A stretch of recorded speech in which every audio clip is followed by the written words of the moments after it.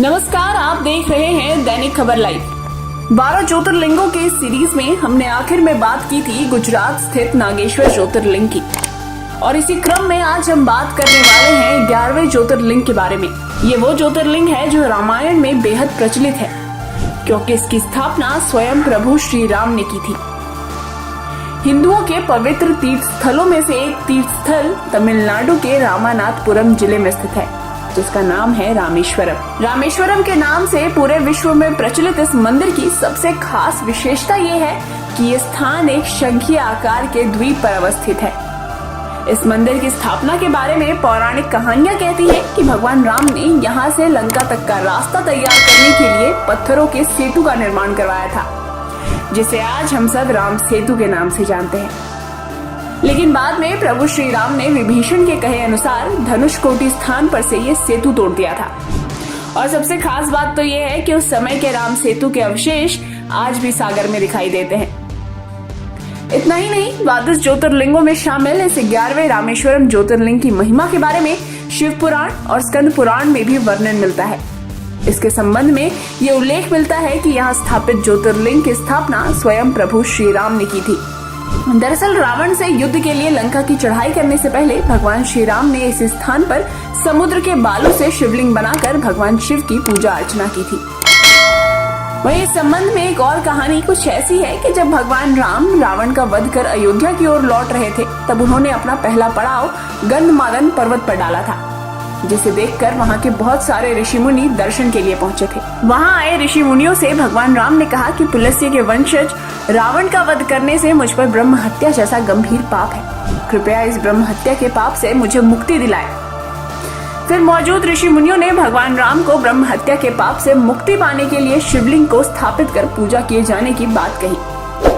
तब ऋषि मुनियों की बात सुनकर भगवान राम ने हनुमान जी को कैलाश पर्वत से एक शिवलिंग लाने का आदेश दिया था। जब हनुमान कैलाश पर्वत पहुँचे तो वहाँ उन्हें भगवान शिव के दर्शन नहीं हुए, इसीलिए वे वहाँ प्रतीक्षा करते हुए तप करने लगे। कुछ समय बाद जब शिव जी के दर्शन के बाद वे शिवलिंग लेकर जाने लगे तो शुभ मुहूर्त निकल चुका था। वहीं तब तक सीता माता ने रेत से निर्मित लिंग की स्थापना वहाँ कर दी थी। जब हनुमान जी वहाँ पहुँचे तो ये सब देखकर बेहद दुखी हो गए। इस पर भगवान राम ने हनुमान से कहा कि इस शिवलिंग को उखाड़ दो और ये शिवलिंग जो तुम लेकर आए हो उसे स्थापित कर दो। बहुत प्रयास करने पर भी जब वो शिवलिंग टस से मस न हुआ, तब उसी के साथ कैलाश पर्वत से लाए गए शिवलिंग की भी स्थापना वहाँ पर कर दी गई। तब से माता सीता द्वारा रेत से निर्मित शिवलिंग को रामलिंगम का नाम दिया गया, जबकि हनुमान जी द्वारा लाए गए शिवलिंग को विश्वलिंगम कहा गया है। इस तरह रामेश्वरम ज्योतिर्लिंग की स्थापना के संबंध में कई तरह की कहानियां प्रचलित हैं।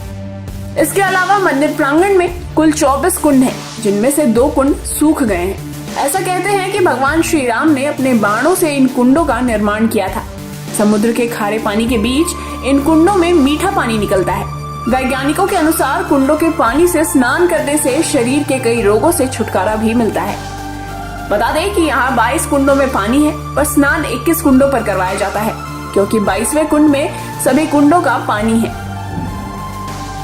वहीं हम मंदिर की बनावट और सुंदरता की बात करें तो रामेश्वरम मंदिर वास्तुकला का बड़ा ही सुंदर नमूना है, जो 15 एकड़ के क्षेत्र में बना हुआ है।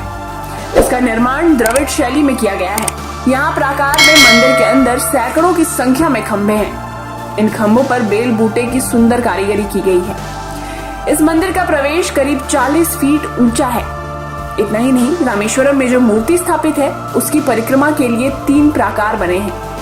यहाँ का गलियारा विश्व का सबसे लंबा गलियारा माना जाता है। मंदिर में प्रवेश करने के लिए काफी लंबा चौड़ा गलियारा बनाया गया है। ये गलियारा विश्व के किसी भी मंदिर के गलियारे में से सबसे बड़ा है।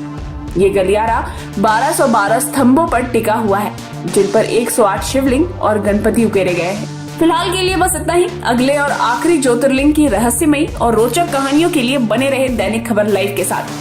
अगर आपको हमारी ये वीडियो पसंद आई हो तो लाइक करें, शेयर करें और सब्सक्राइब करना ना भूलें। साथ ही इस वीडियो पर आपकी क्या राय है, हमें कमेंट करके जरूर बताएं।